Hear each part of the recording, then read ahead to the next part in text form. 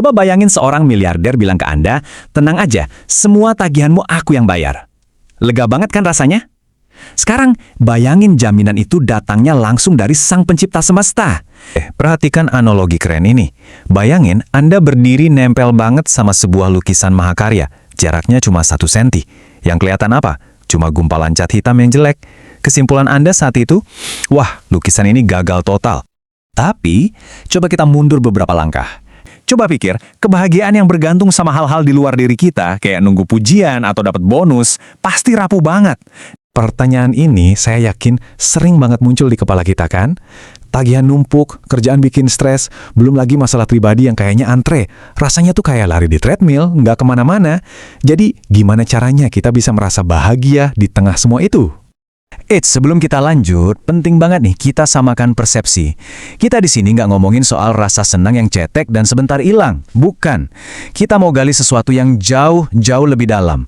Sebuah rasa bahagia yang kokoh, yang nggak goyah meskipun diterpa badai. Tepat sekali.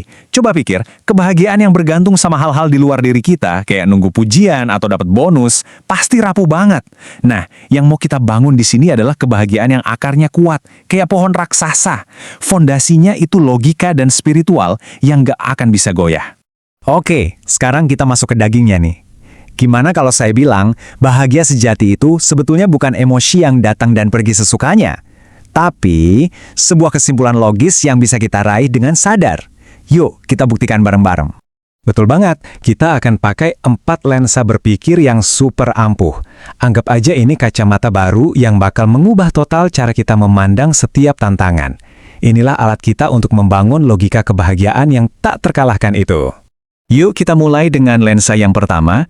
Ini semua tentang cara kita melihat sebuah masalah. Jadi, lensa pertama ini ngajarin kita kalau sudut pandang kita seringkali terbatas banget.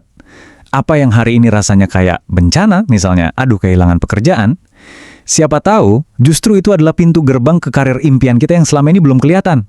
Coba deh, perhatikan analogi keren ini. Bayangin Anda berdiri nempel banget sama sebuah lukisan mahakarya.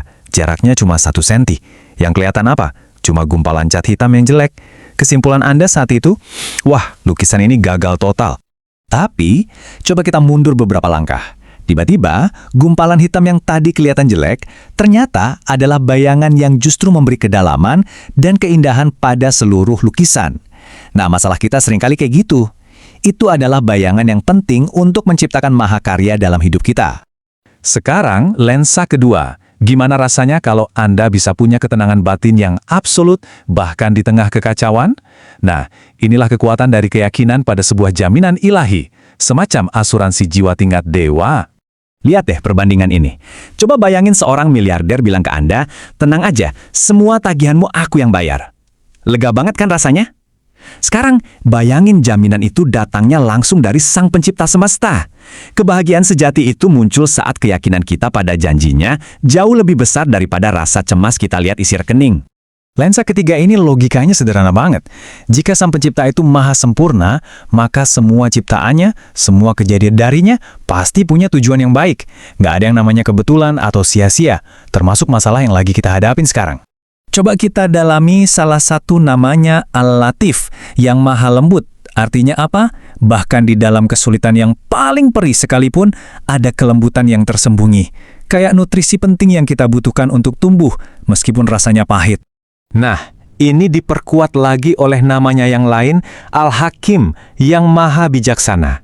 Secara logika, nggak mungkin zat yang maha bijaksana bertindak tanpa tujuan. Jadi, setiap tantangan itu ibarat obat yang diracik khusus untuk menyembuhkan dan menguatkan jiwa kita, meskipun pas ditelan rasanya nggak enak. Oke, lensa terakhir. Ini yang bakal menyatukan semuanya. Gimana caranya? Kita mengubah semua teori ini jadi praktek nyata. Jadi sebuah pola pikir yang nggak bisa dikalahkan. Yuk kita lihat caranya. Prosesnya simpel, tapi dampaknya luar biasa. Waktu kita dapat berkah, kita respons dengan syukur. Ini bikin vibrasi atau mood positif kita naik. Nah, kuncinya di sini, pas kita hadapi cobaan, kita respons dengan bahagia. Kenapa? Karena kita tahu ada kebaikan tersembunyi di dalamnya. Hasilnya, mood positif kita stabil tinggi, nggak goyah sama sekali. Terus, efeknya apa? Spektakuler. Pikiran kita jadi selalu ada di zona hijau, sebuah kondisi positif yang optimal. Dari sinilah keajaiban itu muncul, bukan sebagai kebetulan, tapi sebagai hasil logis dari jiwa yang selalu terkoneksi dengan sumber kebaikan. Jadi, gimana keempat lensa ini bekerja sama? Mereka membangun sebuah benteng mental, sebuah benteng di dalam diri kita yang nggak bisa ditembus oleh rasa khawatir, ragu, atau takut dari luar. Saya suka banget kutipan ini. Ini merangkum semuanya dengan sempurna. Jadi, bahagia itu bukan emosi pasif yang kita tunggu datang, tapi sebuah pilihan cerdas, sebuah sikap sadar untuk percaya pada desain sempurna dari Sang Pencipta. Dan inilah intinya, kerangka logis ini memberi Anda kekuatan penuh untuk mengendalikan dunia batin Anda, apapun yang terjadi di luar sana. Tantangan mungkin akan selalu ada, tapi mulai hari ini, penderitaan itu adalah sebuah pilihan, bukan lagi sebuah keharusan. Saya akan tinggalkan Anda dengan satu pertanyaan ini untuk direnungkan.